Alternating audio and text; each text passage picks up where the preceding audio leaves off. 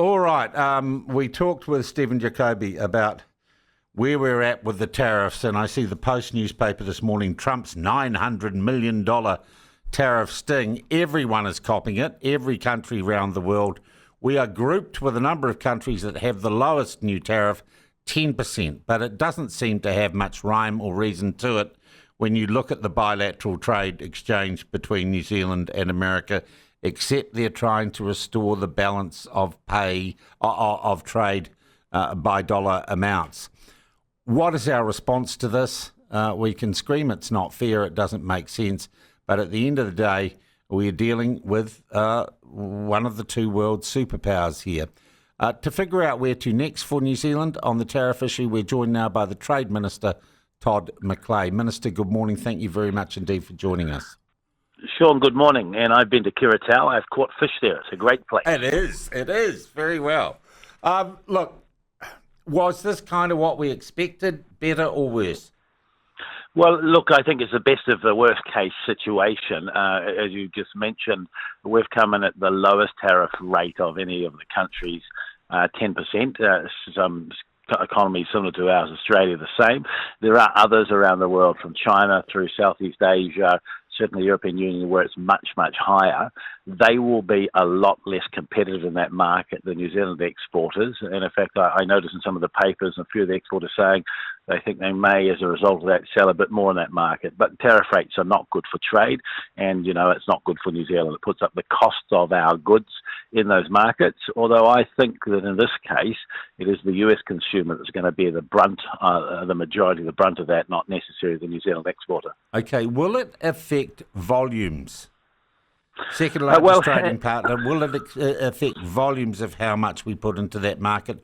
One presumes there'll be consumer resistance to higher prices for New Zealand goods in America. Well, look, I think initially it's likely to be the case. We expect the demand will go down, in the US and around the world. But if it was New Zealand alone with a 10% tariff on them, then the answer would be yes, they would substitute. They wouldn't choose a New Zealand product because it's 10% more. They'd go somewhere else. But take wine as an example. It's a very big wine market for us. So yes, wine will be 10% more, New Zealand wine in that market. European wine is 20% more. And so on the assumption that, they're still going to want to drink wine, and of course our wine along with our meat is not sort of competing on price. We in many cases are, the higher end of the pricing spectrum. Then ultimately some of that will be borne by the US consumer. So yes, I think demand will go down for a period of time, but I think over time that equally will even itself out. Do we have plans, have we set up meetings to talk to the Americans about carving out a better deal on tariffs? Well, so overnight, our people in the embassy in Washington have reached out to the USTR, the equivalent of their trade department, and started a conversation. We've registered our disappointment at the tariff rates because our trade is very well balanced. You might have seen that on the list of all the countries, they have New Zealand down as having 20% tariffs for US goods into New Zealand. That's not correct. The average tariff rate for US goods sold into New Zealand is 1.9%. What the US have done is they've actually said this is the trade deficit. We sell them 20% more by value than we import. And so they've said it's 20% tariff rate. It's not. So we're correcting that with them, and we'll work through it. They have said that they are pretty busy. The countries that have the big tariff rates against them are reaching out. But yes, we will be talking to them to look at what that means for us and what opportunities there are for us to, get that tariff rate down, given the trade is very well balanced. We buy and sell similar amounts. There's about $1 billion more that we sell them at the moment than we buy. And that changes. There are times when we buy more than we sell. Okay. It also strikes me we might have something to trade here. We are in a part of the world where geopolitics is a bit touchy. We got the Chinese, with their spy ship going around Australia. We've got tensions here. We're kind of in a zone of the world where China and the US are buffering up against each other. We're talking about AUKUS, whether or not we join with the pillar thing. It's hardly the actions, what the Americans have done of a country that is trying to get us on side with them?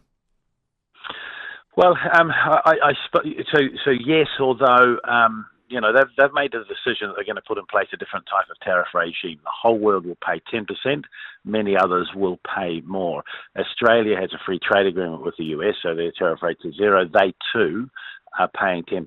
So what they're saying is, friend and foe alike, we are going to have a different regime because we want to protect US workers. Now, whether that works for them or not, we'll wait and see, because I certainly think that some of the decisions are made are likely to be inflationary. But putting all that aside, New Zealand, Australia, and a few other like-minded countries are coming at the bottom, the 10%.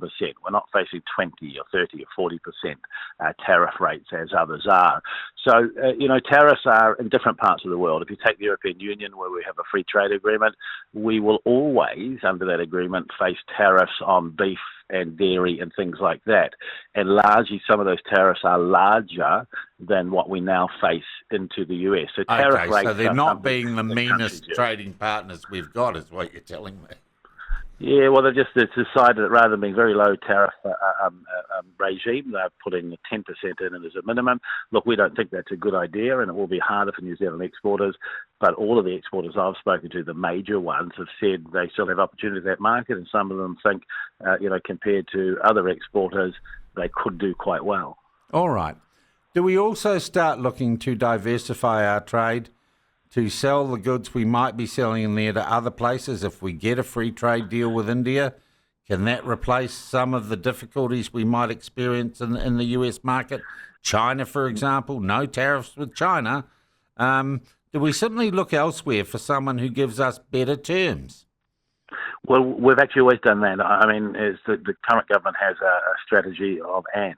We want to trade with the US, and we want to trade with China, the European Union, and the UK and India and all other countries, and to offer those choices to our exporters. But yes, certainly, the reason I got up to the Middle East last year and did those two deals so quickly, the UAE and GCC, is to, get better access for New Zealand exporters to those markets.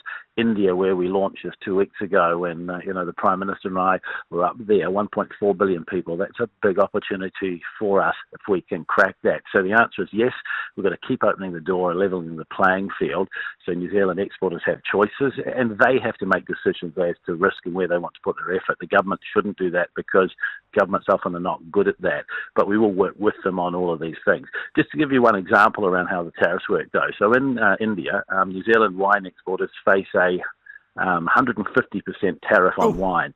Australia faces a 75% tariff.